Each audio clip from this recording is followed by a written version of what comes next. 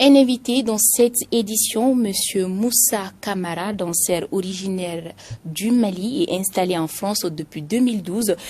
M. Kamara a lancé en 2017 l'association pour le métissage culturel qui réhabilite des maisons pour familles démunies. M. Kamara, merci d'avoir accepté notre invitation. On l'a dit, vous organisez des cours de danse en France. Que pensent vos étudiants de la culture malienne africaine? Bonsoir Madame Niang, bonsoir à tous les téléspectateurs. Je suis très heureux d'être sur ce plateau pour témoigner de mon activité effectivement en France en tant que jeune ressortissant du Mali.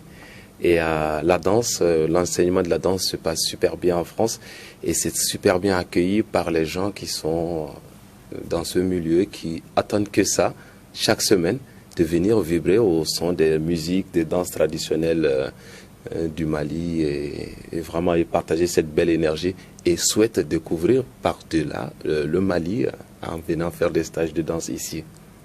Est-ce uniquement la danse malienne africaine ou est-ce que vous touchez à d'autres courants? Alors oui, effectivement, j'ai toujours soif d'apprendre, toujours envie de voyager, toujours envie de découvrir. Donc j'enseigne les danses modernes d'autres pays comme le Congo, comme la Côte d'Ivoire et aussi les danses latino, salsa, cubaine, bachata, kizomba, du reggaeton et plein d'autres. Au-delà de la danse, vous avez lancé cette association. Comment l'idée est venue? Alors, avec l'idée d'offrir quelque chose à ce beau pays, le Mali, qui a de belles cultures, et donc du coup nous avons l'envie d'offrir à des gens des choses que j'ai manqué personnellement. Donc j'ai eu ce plaisir de regarder une émission qu'on appelle Les Maçons du Cœur, et je me suis dit mais ça ressemble en fait à quelque chose qui se passe chez nous en Afrique, dans le temps. Et dans les villages, quand quelqu'un perd sa maison ou son toit, chacun amène un peu pour confectionner. Donc, dans un esprit de si chacun balaye devant sa porte, on va arriver à avoir une rue propre. Donc, c'est dans cette optique que je me suis dit, allez, je vais lancer ce projet ici à Bamako. Le Mali étant un pays d'accueil, de solidarité. Et je pense que ça marchera bien. Et effectivement, j'ai lancé l'idée de l'association avec ma grande sœur qui préside ici à Bamako. Et moi, je préside, je suis aussi fondateur d'une autre association en France qui joue ensemble le même rôle et en partenariat avec des bénévoles ici au Mali et des particuliers. Si je ne m'abuse, vous êtes à 12 maisons réhabilitées. Dites-nous comment se fait le choix des concessions à reconstruire. Alors, 12 maisons, oui, effectivement, de 2017 à maintenant. J'en suis vraiment fier en tant que jeune Malien. Les familles appellent l'association.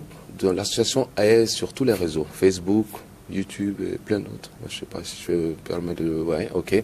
Donc, prennent contact avec l'association, font parler de leur cas, qu'ils ont la maison qui risque de tomber sur eux, ou d'autres personnes qui ont vu l'état d'une maison qui nous appellent. Et on arrive, la présidente et son équipe arrivent sur le terrain, regardent vraiment que c'est vraiment utile, il faut leur venir en aide.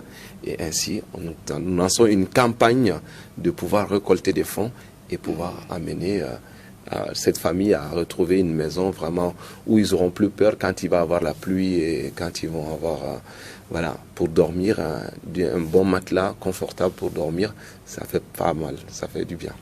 Les bénéficiaires, comment réagissent-ils? Alors les bénéficiaires, c'est les larmes aux yeux. À chaque fois, chaque chantier c'est encore plus émouvant. Et toujours les larmes aux yeux avec les prières vraiment association intérieure, Demeke, Barka Douala, toujours. Donc c'est les larmes aux yeux tout le temps. Et moi, j'adore ça. Je fais pleurer les gens de joie. C'est beau. Ça fait plaisir. Comme dernière question, quels sont vos projets, les projets de l'association?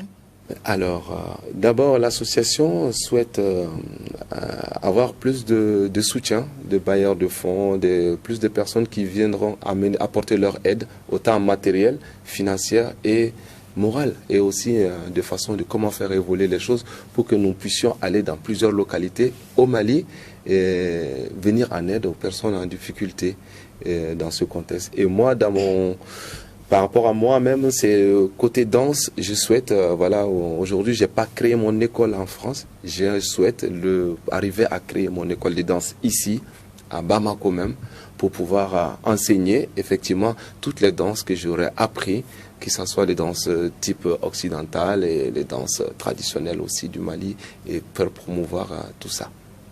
Merci, Monsieur Moussa Camara. Merci, madame. Merci. Je rappelle que vous êtes danseur et fondateur en 2017 de l'association pour le métissage culturel qui réhabilite des maisons pour familles démunies.